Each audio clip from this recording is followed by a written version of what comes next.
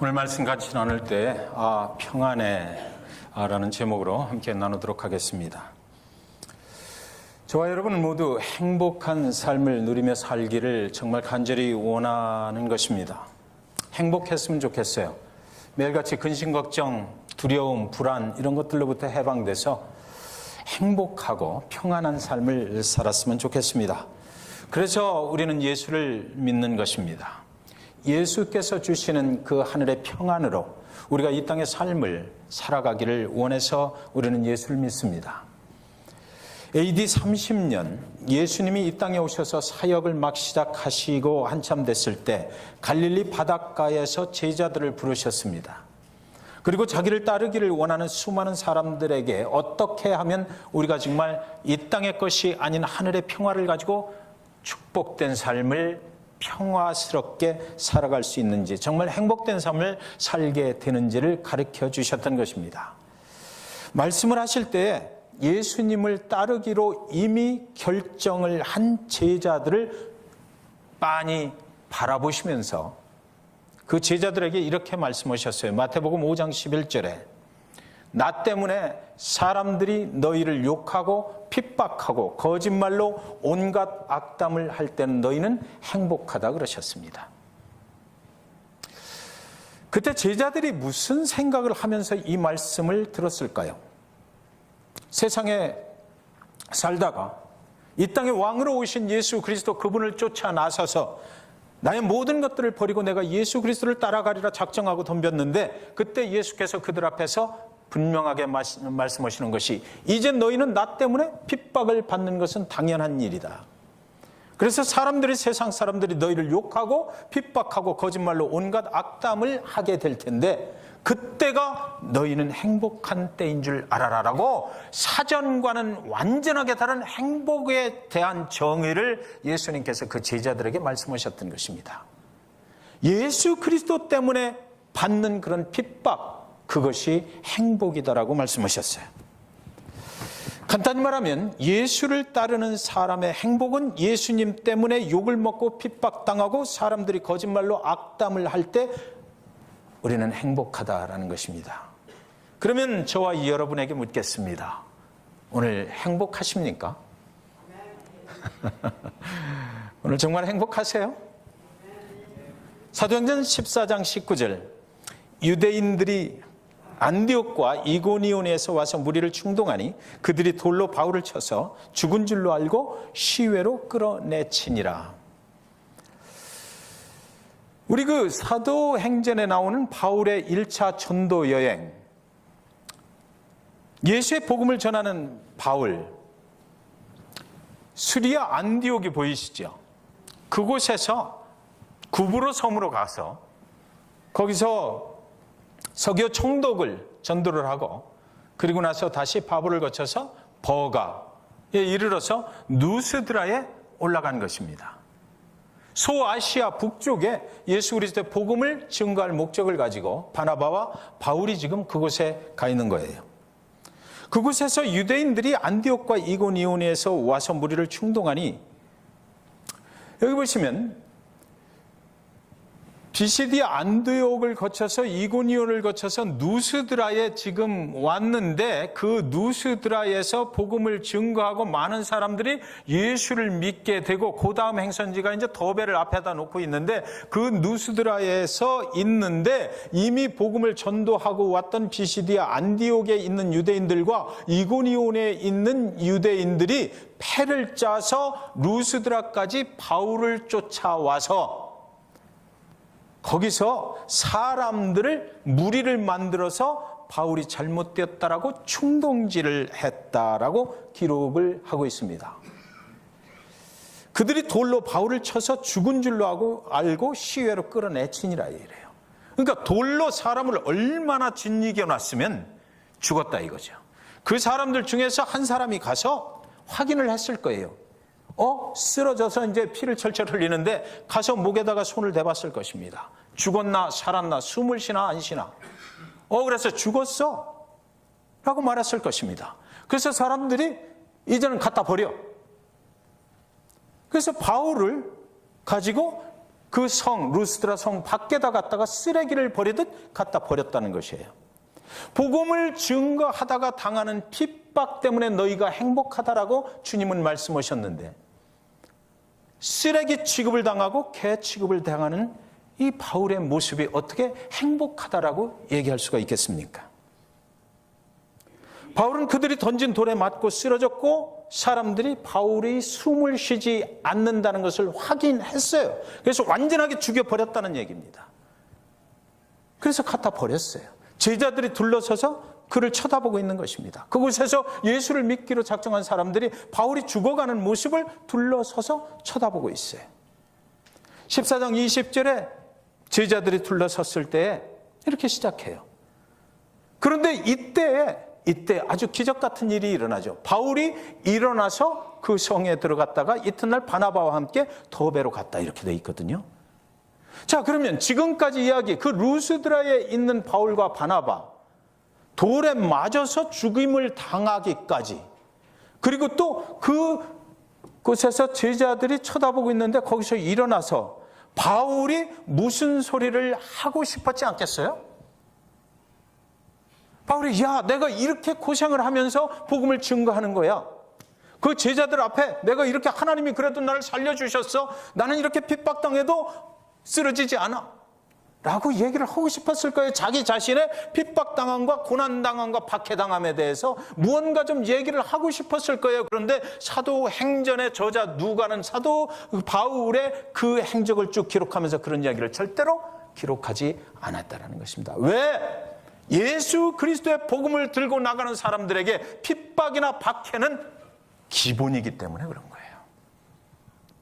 그리스도의 복음을 증거한다고 하는 것은 우리의 생명을 이미 하나님 앞에 내어놓고 드려지는 행위이기 때문에 그것을 구태여 핍박이다, 나는 이렇게 고생했다라고 기록할 필요가 없었다라고 사도행전의 저자 누가는 알고 있었다라는 거죠. 그 본인 바울도 그것을 그냥 당연하게 여겼다라는 것이고, 그 성에 다시 이제 들어가게 되는데 그가 일어났어요. 하나님께서 일으켜 주신 거죠. 분명히 사람이 가서 손을 대봤을 것이고 죽었다 갖다 버려 했을 거예요. 그래서 갖다 버렸거든요. 그랬는데 그때 다시 일어나게 됐을 때 바울이, 또 제자들이 볼 때 누가 일으켰다? 죽은 자를 살리시는 하나님이 지금 역사하고 계시구나. 하나님이 우리와 함께하고 계시구나. 그래서 일어났다. 근데 그것조차도 바울이 생각할 때 굳이 사람들 앞에 나서서 하나님이 일하시네 이렇게 얘기할 필요가 없었다. 바울이 생명을 걸고 복음을 증거할 때는 누가 함께한다? 하나님께서 함께 하신다는 것을 그는 알고 있었기 때문에 그것을 구체적으로 기록할 필요가 전혀 없었고, 지금까지 모든 행적은 어디로 갔다 복음을 전했다, 그리고 돌로 맞아 죽었다, 그리고 다시 일어났다, 그리고 나서 또 기적 중에 기적이라고 말할 수 있는 것은 그 성에 들어갔다라고 되어 있어요. 여러분, 저와 여러분이 사도 바울일까? 저는 정말 놀랐어요. 어떻게 이런 일이 일어날 수가 있는가? 하나님께서 일으켜 주신 것은 인정해. 저도 믿으니까요. 예수 그리스도가 죽음을 이기시고 일어나게 된 것은 하나님의 능력이었거든요. 다시 살릴 수 있는 능력은 하나님한테 있어요. 그래서 하나님이 마음을 잡수시면 저와 여러분의 인생을 죽였다가 살릴 수 있어요. 그런데 사도 바울이 지금 일어나 가지고, 그런데 거기까지는 좋은데 다시 자기를 돌로 쳐 죽였던 루스드라 성으로 다시 들어간다? 저와 여러분 같으면 그럴 수 있겠어요? 내가 거기 들어가면 또 돌로 맞아 죽을 텐데, 거기 들어가면 다시 나를 대적하는 사람들을 또 만날 텐데 거기로 다시 들어갔다는 거예요. 그리고 나서 그 다음날 거기서 아주 하루 저녁을 편안하게 주무시고, 그리고 나서 갈 예정이었던 더베로 이제 바나바를 데리고 같이 갔다, 이렇게 돼 있어요. 둘러섰던 제자들이 다시 또 그 성으로 들어가는 바울을 보면서 얼마나 놀랐을까. 예수를 그 성에 들어가서 다시 증거를 했을 거예요. 그죠? 그 목적이 아니면 거기 들어갈 이유가 없잖아요. 나를 돌로 쳐 죽이는 그 유대인, 하나님을 믿지만 예수 그리스도를 믿지 않는 자들, 하나님의 선택받은 백성이라고 고집 부리면서 아직 메시아는 이 땅에 오시지 않았다라고, 내가 만난 바울이 만난 예수 그리스도를 그들은 모르거든요. 그래서 저 바울을 죽일 수밖에 없는 거예요. 그들 앞에 가서 바울이 다시 들어가서 하고자 하는 말은 무엇이었을까? 예수는 정말 예수야, 메시아야. 구약에 기록된 너희들이 알고 있는 구약에 오신다고 하신 그 메시아가 바로 내가 증거하는 이 예수야. 이 예수를 내가 다메섹 도상에서 분명하게 만났어. 나도 옛날에는 당신들처럼 유대인 가운데서 정말 꽤나 잘 나가는 사람이었어. 근데 내가 예수를 만나고 나서 나는 완전하게 변했어. 나도 옛날에는 당신보다 더 악독하게 예수를 믿는 스데반을 돌로 쳐 죽여버렸던 사람이야. 그런데 내가 그 후에 내 자신의 인생 가운데 예수를 만나고 나니까 나는 완전하게 뒤바뀔 수밖에 없었고 내 인생은 지금 새로워졌어. 내가 그래서 그것을 증거하지 않고는 예수는 살아계시다, 예수는 정말 메시아다, 나사렛 예수, 그분을 믿지 않으면 구원은 없다라는 것을 내가 당신들한테 증거하지 않고는 나는 백일 수가 없어라고 그렇게 소리를 질렀을 거예요. 자기를 돌로 쳐 죽이는 사람들을 만나서 다시 만나서 끝까지 예수 그리스도를 증거하기 위해서 다시 들어갔던 그 바울의 모습. 여러분, 저는 죽은 자를 살리시는 하나님의 능력을 믿습니다. 아멘. 여러분도 믿어요. 그렇다면 오늘 저와 여러분에게 본문의 메시지가 질문을 던지는 거예요. 멸망으로 갈 수밖에 없고 죽을 수밖에 없는 너를 내가 살렸잖아. 그리고 네가 나한테 말하기를 그리스도를 따르는 증인이 되겠다라고 했잖아. 여러분, 저와 여러분이 침례탕에서 올라오고 누가 물어봐요? 아버지와 아들과 성령의 이름으로 침례를 주노라 하고 침례 받고 나면 그 전에 뭐라고 물어봐요? 침례식 하기 전에 뭐라고 물어봐요? 참된 그리스도인의 증인된 삶을 살겠습니까? 하고 우리는 모두 다 아멘 하고 침례를 받았거든요. 그러면 본문이 물어보는 거예요. 그러면 정말 내가 아멘 한 대로 지금 그리스도의 증인된 삶을 살고 있느냐, 예수 그리스도의 복음을 위해서 이 바울처럼 생명을 걸 수가 있느냐라고 본문은 지금 질문을 하고 있는 거죠. 여러분, 저와 여러분이 오늘 그리스도를 믿는다라고 하는 그 말의 의미가, 예수 그리스도를 따른다라는 그 말의 의미가 과연 무엇인가를 오늘 사도 바울의 모습을 통해서 다시 한번 저와 여러분을 새롭게 만들어주고 있단 말입니다.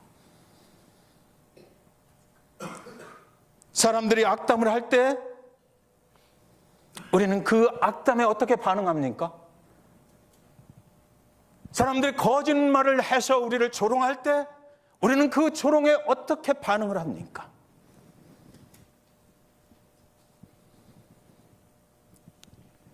지금 현재 바울이 하고 있는 이 행동은 과연 저와 여러분에게도 가능한 일일까? 인간에게 가능한 일이 아닌가 그러면? 그런데 분명히 사도 바울은 저와 여러분과 똑같은 사람이고 예수를 믿는 사람이었거든요. 저와 여러분과 똑같이 어느 날 인생을 살다가 예수 그리스도를 만나서 내가 새롭게 되었다라고, 예수 그리스도를 따르는 제자가 되었다라고 고백한 그 사람의 한 사람이 바로 바울이고, 그리고 또 저와 여러분이 그 그룹에 있는 거잖아요.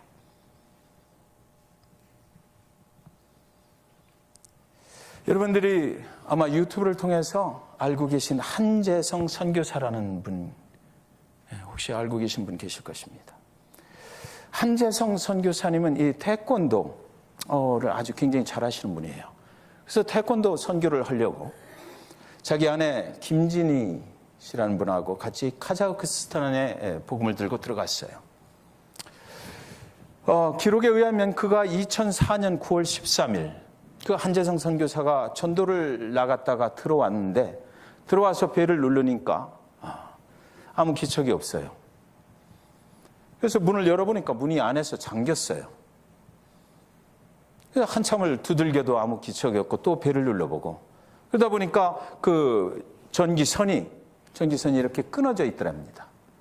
그래서 안 되겠네. 그래서 주머니에 있던 키를 꺼내서 이제 열고 들어가려고 키를 딱 여는 순간에 그 문이 꽈당 하고 자기 앞으로 넘어지면서 그 안에서 한 무리의 사람들이 쇠파이프를 가지고 그 한재성 선교사의 머리를 때려버린 거예요.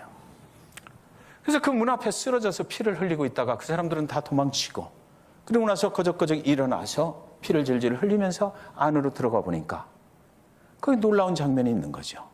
자기 아내가 손발이 묶인 채로 얼굴은 그 아내가 입었던 옷으로 감싸고, 그리고 아내가 보니까 죽어 있는 겁니다. 하나님 제발 좀 살려주십시오. 그래서 그러면서 기도하는 마음으로 그 얼굴에 쓰여진 그 옷을 이렇게 흐트러 내리니까, 잡아채니까, 잡아내리니까 그 머리를 얼마나 쇠파이프로 얻어 터졌든지 그 피가 팍 하고 쏟아진다는 거예요. 하나님 앞에 제발 우리 아내 좀 살려달라고. 하나님, 아내를 제발 좀 목숨만 살려주십시오. 그때 그렇게 엎드려서 그 아내 앞에서 기도를 한 거예요. 그런데도 불구하고 자기 아내 김진희 씨는 그 땅에 순교자로 그렇게 하나님께로 돌아갔던 거죠. 그리고 나서 장례식을 치르는데 참 얼마나 허망하겠습니까? 아내는 이제 그 먼 이국 땅에서 하나님의 일을 하러 나왔다가 그 현지인들한테 맞아서 죽어버린 거예요. 아내는 더 이상 이제 살아서 돌아올 일이 없고 말을 할 수가 없게 된 것입니다. 하나님께서 그 장례식에서 뭐라고 말씀하시냐면, 한재성아, 사랑하는 아들아, 내가 네 아내를 받았다 말씀하셔요.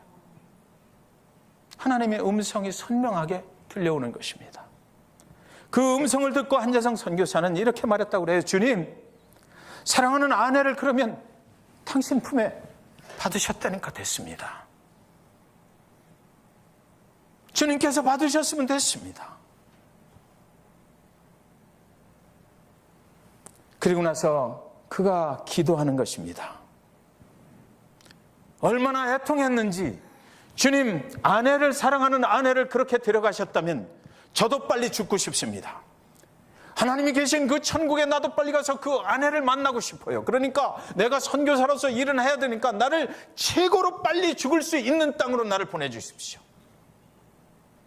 나도 가서 선교해서 빨리 죽게 만들어 주셔서 나도 빨리 죽어가지고 내 사랑하는 아내 있는 곳으로 가겠습니다. 하나님은 그때 뭐라고 그러셨냐면, 네 아내가 죽은 카자흐스탄으로 돌아가라. 네.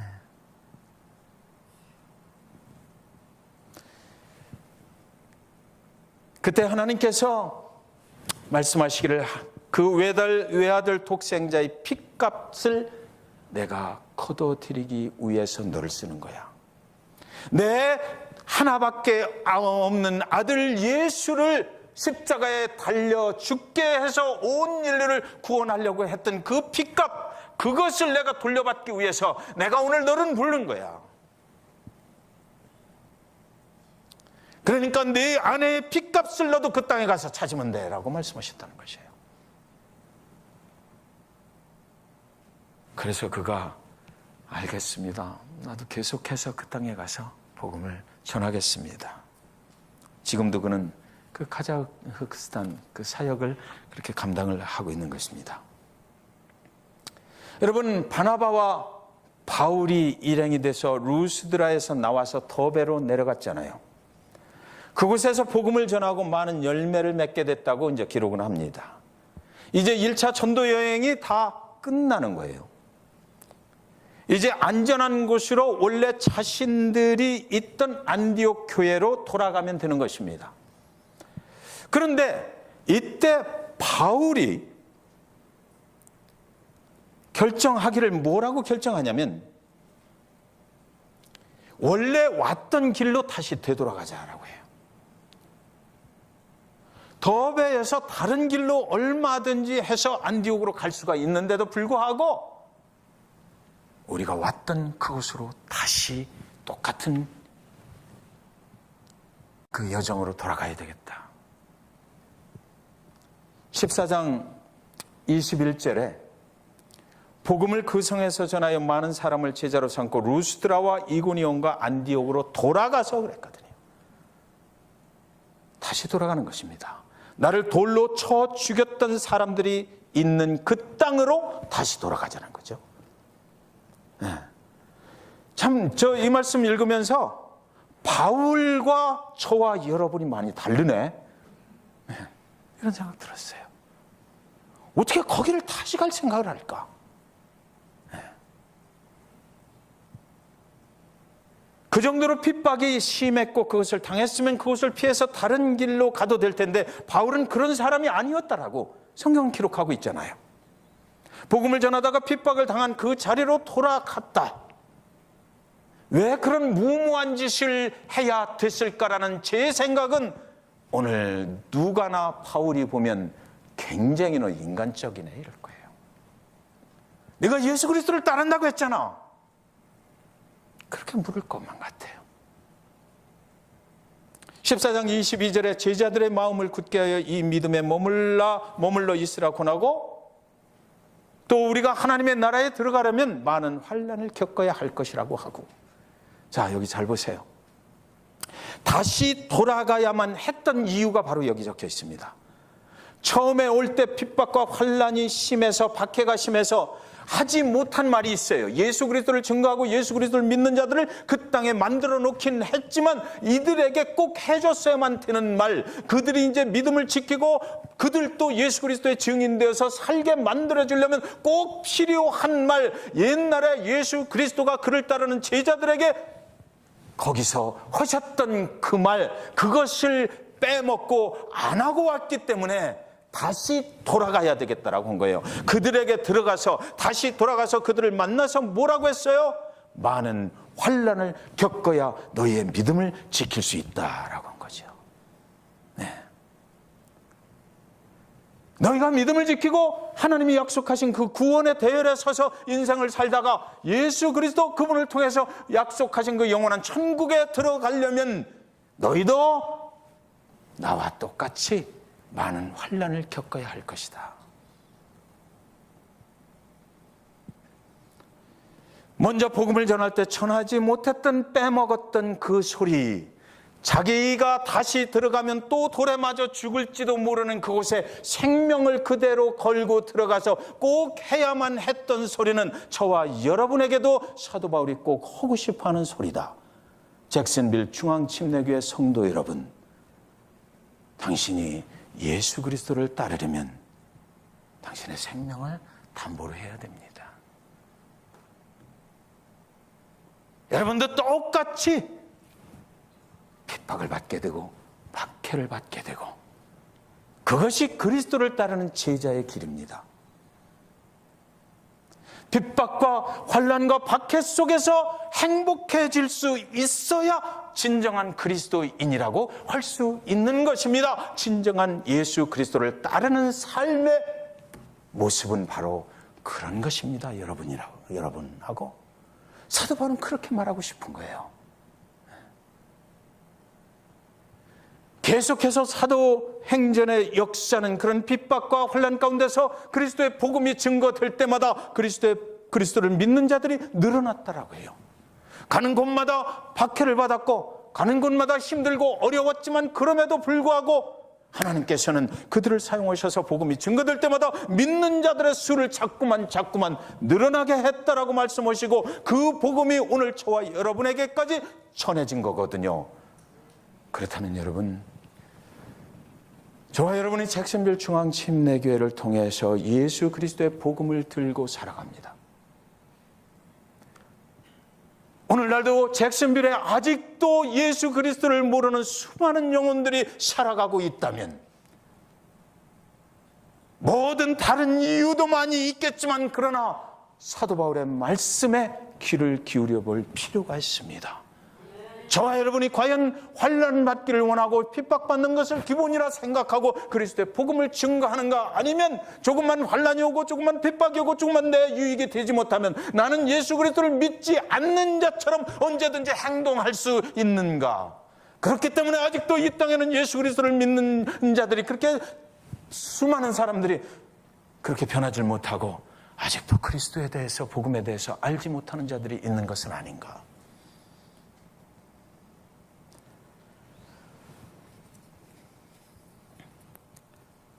사람들이 욕하고 핍박하고 거짓말로 온갖 악담을 하며 믿음을 지키는 자들을 돌로 쳐 죽이려 할 때에 그래도 믿음에 굳게 서 있어야 된다라고 바울이 저와 여러분에게 지금 위로의 말을 하고 있는지 모르겠어요. 그것이 복음을 전하는 길이다. 사랑하는 여러분, 복음은 기쁜 소식이라고 말하는데 복음은 기쁜 소식이에요. 환난과 핍박이 기쁜 소식입니까? 복음이 여러분의 삶을 행복하게 해줄 것이라고 생각하세요? 네. 그런데 그 복음의 기쁜 소식을 듣고 예수를 믿고 믿음을 지키려면 환난이 있을 것이다. 그러니까 우리는 행복의 정의를 바꿔야 예수 믿는 거야. 네. 세상에서 행복한 것이 무엇인가를 가지고 예수를 믿고 내가 그 행복을 찾으려고 하면 도대체 말이 안 되는 짓이라고 성경은 말하고 있는 거잖아요, 지금.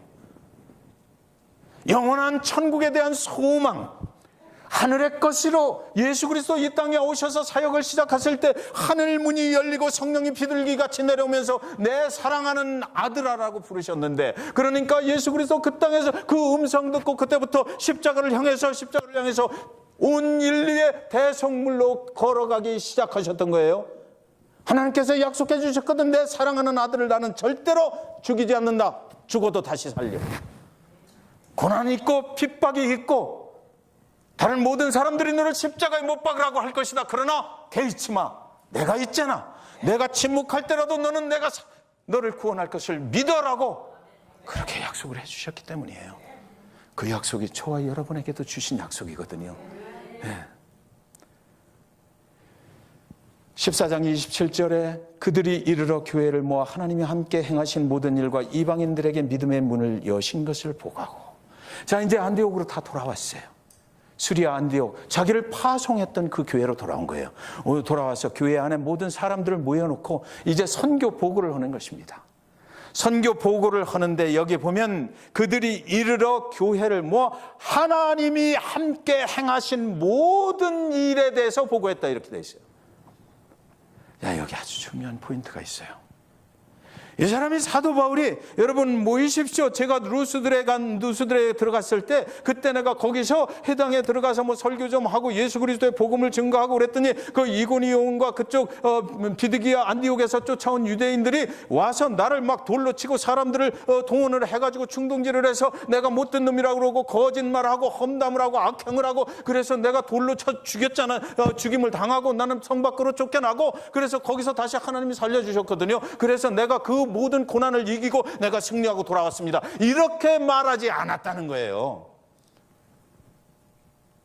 그런 얘기 다 빼버리고 하나님이 무슨 일을 하셨는지, 하나님께서 하셨다. 하나님께서 하셨다. 하나님이 이렇게 행하셨다라고 그 말을 하는 것입니다. 네. 이방 전도를 위해서 하나님께서 사도행전 초기에 약속해 주신 것처럼 나의 택한 나의 백성, 누구를 위해서? 이방인들을 위해서. 그는 고난을 받을 것이다. 그 말씀 그대로 이어가고 있는 거죠. 그래서 바울은 자기가 선교 보고를 하면서 자기 자신에 대한 얘기를 한 게 아니에요. 하나님이 어떻게 하셨나? 하나님께서 루스드라로 가게 하셨고, 하나님께서 거기서 복음을 증거하게 하셨고, 핍박에 대해서 얘기할 때도 그는 그렇게 얘기했을 거예요. 하나님께서 나에게 핍박을 허락해 주셨는데 나 무섭지 않았어? 두렵지 않았어? 내가 죽었는데도 하나님이 계시기 때문에 난 두렵지 않았어? 하나님이 나를 살려내셨어.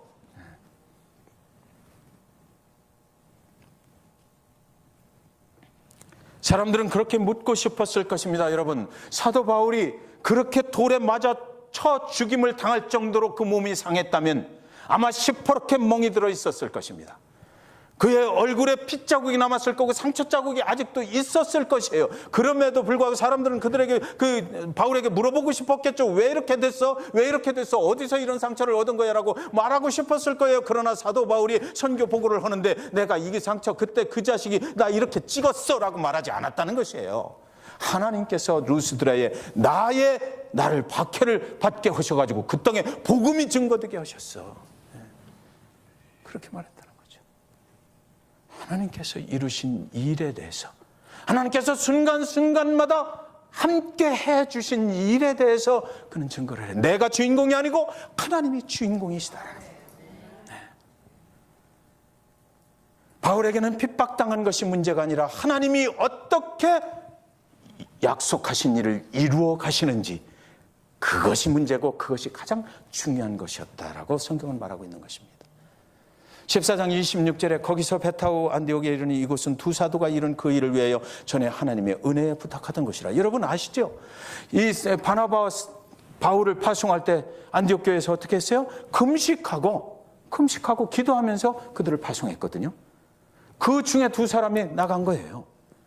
그러니까 이 파송 선교사를 보내놓고 그 안디옥 교회는 계속해서 금식하고 기도하면서 하나님의 은혜로 일하게 하시옵소서, 하나님의 은혜가 그들에게 넘치게 하시옵소서, 고난과 핍박이 와도 하나님께서 하시는 것을 믿고 가게 하시옵소서, 그들이 정말 설령 죽음을 당한다 할지라도 그곳에서 하나님의 은혜가 남게 하여 주셔서 복음이 온전히 증거되게 해 주시옵소서라고 안디옥 교회 교인들이 그렇게 기도했다. 그곳으로 돌아왔다.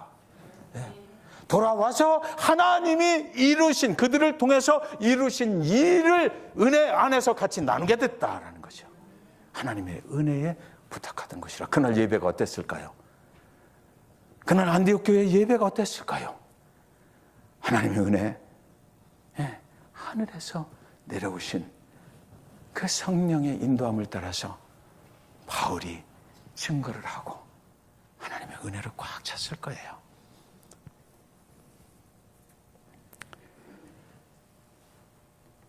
여러분, 윌리엄 캐리, 그분이 이렇게 말했습니다. 만일 하나님께서 이 교도의 회심을 기뻐하신다면 당신이나 우리의 도움 없이도 전능하신 하나님은 그들을 회심시킬 것이다. 하나님의 주권을 이야기하고 있는 거죠. 이 위대한 선교사 윌리엄 캐리가 하는 소리예요. 자기 평생을 선교에 바쳤던 윌리엄 캐리가 하는 말이, 내가 아니어도 얼마든지 하나님은 이방 선교를 하실 수 있다. 모든 것의 주권은 하나님이 가지고 계시다. 다만 그분이 그 일을 이루시기 위해서 나를 쓰셨다라는 거예요. 그러니까 우리는 하나님이 쓰시는 것, 그것만으로도 얼마든지 기뻐할 수 있고, 핍박과 환난을 당한다 할지라도 온 인류의 주권자가 되시고 모든 우주 만물의 창조주가 되시는 그분 앞에 내가 쓰임받는다는 것, 그것 때문에 나는 행복하다라는 거죠. 행복의 정의가 바로 그거예요.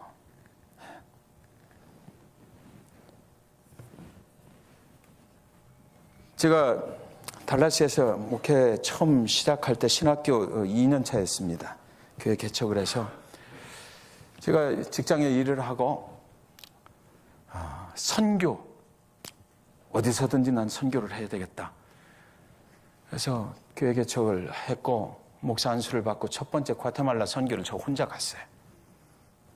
과테말라 선교 갔다 와서 우리 교회 몇 분 초기 멤버들한테 우리 교회 헌금 중에서 60%는 선교로 내보냅니다. 그래서 그때부터 얼마 되지 않지만 그것을 60%의 헌금을 선교지로 인도에 한 3년 동안 계속해서 그걸 60%를 보냈습니다. 17개의 교회가, 찍은 교회들이 거기에 개척이 됐어요. 그때 달라스 큰 신문에, 저희는 찍은 교회니까 그런 신문에 날 이유도 없지만 큰 교회에서 월드비전이라는 데를 통해서 한 달에 2,000불을 선교를 한다고, 2,000불이 정확하게 저희 찍은 교회의 60%의 헌금이었습니다. 신문에 대문자가 났어요. 월드비전의 총재 되시는 분이 오셔서 그 2,000불을 주는 장면, 담임 목사가 딱 올라서서 아주 자랑스럽게 우리 교회 성도님들이 아무 말씀도 안 하시고 그 기사를 보았어요. 미션 달라스라고 들어보셨습니까? 달라스에서 오신 분들은 아실 거예요. 미션 달라스가 최초의 태동을 할 때입니다. 그때가. 미션 달라스에서 각 교회에 공문을 보냈어요. 목사님들을 모시고 미션 달라스가 시작이 됩니다. 그러니까 저 산속에 있는 그 수양관에서 하루 저녁 기도하면서 우리 미션 달라스를 시작을 할 테니까 그때 오셔서 같이 참여하시고 그 세미나도 하니까 거기 참여하셔서 은혜 받으시기 바랍니다. 제1회 미션 달라스 세미나가 있는 날이에요. 그래서 선교사로 나갔던 분들이 선교지에 가서 3년, 4년 이렇게 일하시고 오신 분들이 달라스에 있는 교회들을 대상으로 우리가 선교 교육을 해야 되겠다, 선교사를 양성해야 되겠다는 목적으로 각 교회에게 협조 공문을 보낸 겁니다. 목사님들이 먼저 오셔서 이 일에 좀 협조를 해 주십시오. 은혜 받고. 저녁 11시에 그 모임이 시작이 돼요. 얼마나 기대를 했든지 달라스가 이제 뒤집히는구나. 결국은 하나님의 마음으로 이게 이 선교가 시작되는구나. 각 대교회들이 온전히 자기 교회 중심으로만 움직이지 아니하고 이제 전체적으로 정말 하나님이 원하시는 일을 달라스 전체의 교회들이 하게 되는구나. 제가 운전을 해서 그 11시에 거기 도착을 했어요. 가보니까 아무도 안 왔어. 거기 주최 측 선교사 몇 분만 거기 와 있어요. 11시 10분, 11시 20분. 자기들끼리 모여서 저 혼자 왔으니까 인사를 하고, 제가 열방침례교회 김한경 목사입니다. 그 교회 어디 있어요? 그러더니 자기들끼리 가서 모여요. 그러더니 뭔가 쏙닥쏙닥 얘기를 하더니 와서 아주 유명한 선교사님인데 그분이 얘기를 해요. 오늘은 없었던 거로 하고 포집에 가서 베트남 국수 먹으러 갑시다. 거기 24시간 한대요. 그때가 12시가 넘었어요. 밤 12시가.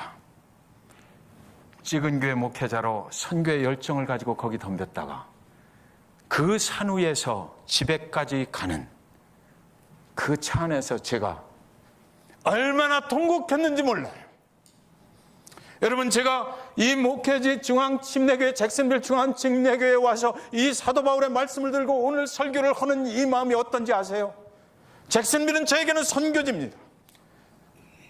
저와 여러분이 오늘 여기 잭슨빌에서 단순히 예배하는 것으로 끝나자고 이 예배를 하는 것이 아니에요. 우리는 복음을 들고 우리는 밖으로 나가야만 됩니다. 복음 안에 있기만 하는 것이 아니고 이제는 우리는 밖을 봐야 돼요. 잭슨빌을 보고 플로리다를 보고 미국을 보고 그리고 또 이방 나라들을 보고, 그것이 하나님께서 저와 여러분을 잭슨빌 중앙침례교회에 불러주셔서 오늘 이 자리에서 하나님을 예배하게 하고 예수 그리스도를 다시 한번 생각하게 하고 사도행전 14장의 말씀을 통해서 저와 여러분에게 하시고 싶은 말씀이라고 저는 믿습니다.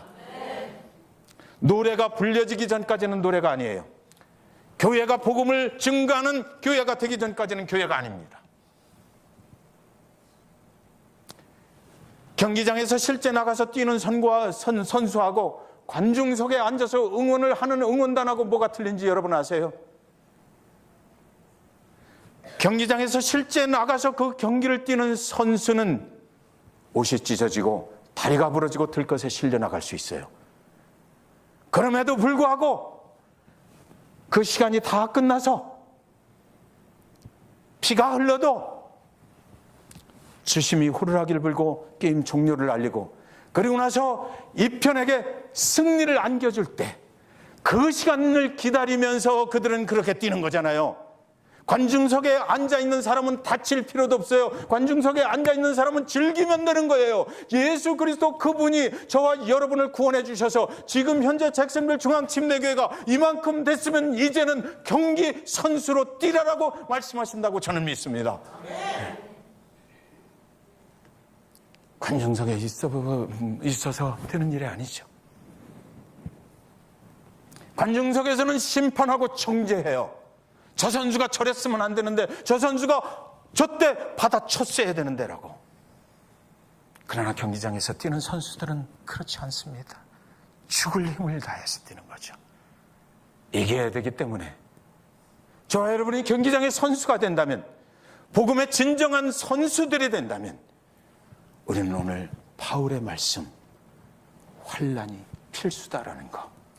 그러니까 그것 때문에 너무 힘들어하지 말라. 그것 때문에 거기에 매여서 복음을 증거하는 일 망치지 말라라고 말씀하시는 이 소리를 잘 들어야만 될 것입니다. 사랑하는 여러분, 그것이 행복이라고 말하거든요. 진정한 행복은 바로 그것인 것. 우리가 정말 그래서 그것을 통해서 예수 그리스도의 복음을 증거할 때 세상에 우리를 통해서 오늘도 나를 구원하신 예수의 복음이 증거되네. 그 결과, 그 열매를 우리가 느낄 때 얼마나 행복하겠어요.